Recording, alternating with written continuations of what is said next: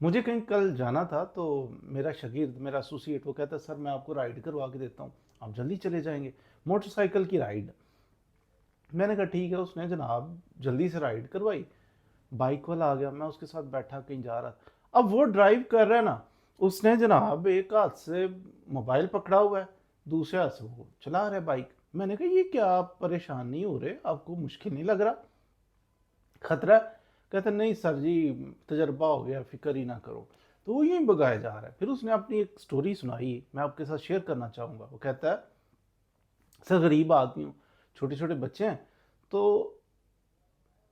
سردی ہو، گرمی ہو، سموگ ہو، فوگ ہو، کچھ بھی ہو، میں سارا دن بھاگ بھاگ کے یہ رائڈیں لیتا ہوں، پھر مجھے کچھ نہ کچھ ارننگ ہوتی ہے، جا کے اپنے بچوں کا پیٹ پالنا ہوتا ہے، تو یہ سٹرگل کر رہا ہوں میں۔ ہوا یہ کہ 2 مرتبہ ایسا ہوا، میں نے اپنی بائک کے آگے ایک سٹینڈ چھوٹا سا لگوایا، اس کے اندر موبائل فکس کیا، لوکیشن لگائی، جہاں سواری نے کہنا ہے کہ جناب فلاں جگہ لے جائیں، وہ کلک کیا، گائیڈ کرتا ہے موبائل لوکیشن پہ، چلا جاتا ہوں، پہنچا دیتا ہوں، میرا کام چل رہا۔ 2 مرتبہ ایسا ہوا کہ میں اپنی جناب پیسنجر کو لے کے تو بائک پہ جا رہا ہوں، آگے سٹینڈ پہ موبائل لگا ہوا ہے، بڑا کنوینینٹ، بڑا آسان تھا۔ قریب سے گزرتے ہوئے شخص نے یوں جپٹا مارا اور میرا موبائل لے کے بھاگ گیا۔ بڑی پریشانی ہوئی۔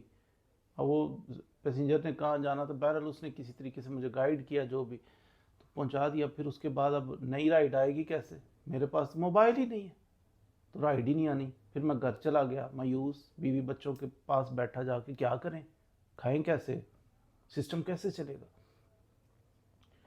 اوکھا سوکھا ہو کے کچھ تھوڑے بہت پیسے اس سے پکڑ ادھار پکڑ، تو چولہا تو جلنا تھا، بچوں نے تو کھانا تھا۔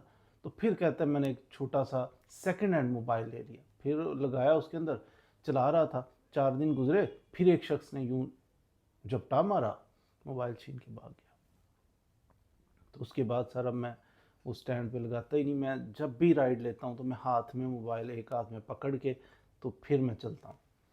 اس میں رسک ہے، ایسا نہیں کرنا چاہیے، لیکن دیکھیں وہ کتنا شخص مجبور ہوگا کہ ایک ہاتھ میں موبائل پرماننٹ پکڑا ہوا ہے۔ ایک تو ہوتا ہے نا موبائل جناب اس نے پکڑا ہے تو دیکھ نہیں رہا، اب اس کی مجبوری ہے، اس نے لوکیشن دیکھنی بھی ہے، ایک ہاتھ اس کا بیزی، پھر اس نے بیچارے لوکیشن دیکھنی بھی ہے، دیکھ دیکھ کے جانا ہے، تو کیوں مجبور اتنا کر دیا۔ تو گندے لوگ بڑے بڑے آپ نے دیکھے ہوں گے، کوئی اتنا گندا بھی اس حد تک بھی گرا ہوا شخص دے کہ کس کا موبائل چھین رہے ہو، وہ بیچارہ رائڈر، وہ ڈلیوری بوائے جو اپنے سروائیول کے لیے شب و روز بیچارہ سڑکوں پہ خاک چھان رہا ہے، تو اب اس کا موبائل چھین کے بھاگتے ہو، کتنے کا ہوگا موبائل؟ لیکن آپ کی گھٹیا سوچ اس حد تک۔ اب لوگ کہتے ہیں نہیں نواز شریف، اب نواز شریف نے چرایا تھا یہ موبائل اس کا بیچارے کا، یہ ٹرمپ لے گیا تھا، یہ تو ہم لوگ ہیں نا، ہماری سوسائٹی ہے۔ کوئی انڈیا کو برا کہتا ہے، کوئی ٹرمپ کو میں نہیں کہتا، آپ کے اپنا ہر بندے کا اپنا پوائنٹ آف ویو ہے، جس کو چاہو آپ برا سوچو سمجھو، لیکن کبھی اپنی طرف بھی غور کیا کہ ہم کہاں پہ رہ رہے ہیں، کیسا ایک جنگل جیسا معاشرہ ہے۔ اوپر والے تو ہم ڈسکس کرتے ہی رہتے ہیں کہ اوپر جناب آرمی چیف نے یہ کر دیا، وہ وزیر اعظم نے وہ کر دیا، غلط کیا، ڈسکس ہوتا ہے تو، لیکن نیچے لیول پہ ہم عوام کیسے ہیں؟ ہمارے اوپر اگرچہ اوپر لیول پہ کچھ چیزیں مسلط کر دی جاتی ہیں، بہت غلط ہوتی ہیں، غلط طریقے سے مسلط کی جا رہی ہیں ہمارے اوپر، لیکن ہم کیا ہیں؟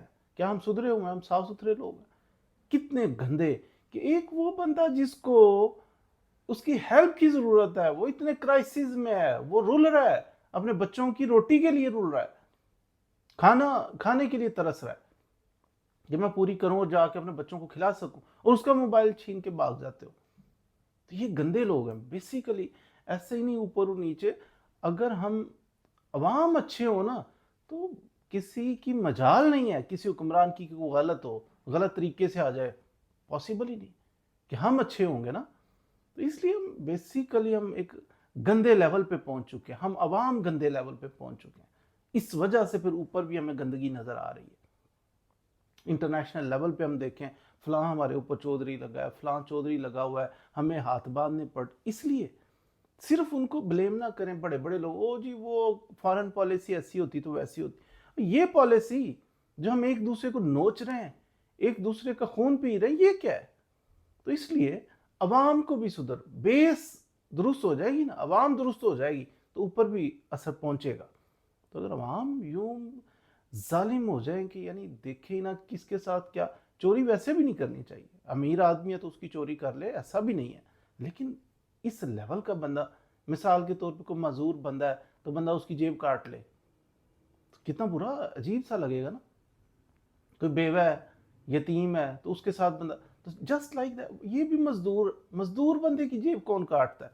تو یہ جیب کاٹنے سے بھی کچھ آگے ہے، اس کی روزی روٹی تھی تو اس کا موبائل آپ نے جھپٹا مارا اور لے کے بھاگ گئے۔ تو ایسے ایسے گندے لوگ یعنی ہمارے درمیان ہی پھر رہے ہیں۔ تو بات کرنے کا مقصد یہ ہے کہ ہم جس سوسائٹی میں رہ رہے ہیں یہاں پہ ہر فرد کو، عوام کو سدھرنا ہوگا، پھر آہستہ آہستہ آہستہ اوپر تک آواز جائے گی، ضرور جائے گی۔